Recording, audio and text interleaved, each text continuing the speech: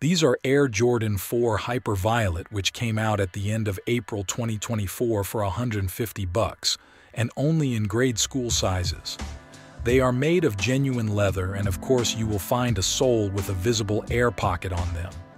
As you can see, they are made up of a combination of white and pink, but what I haven't seen on other Jordan 4s, the white colorway throws pink neon highlights. They are still available on the secondary market for retail. Let me know in the comments what you think of them. If you enjoyed this video and want to see more like it, consider giving it a thumbs up and subscribing to the channel. Now, let's take a closer look at these sneakers themselves.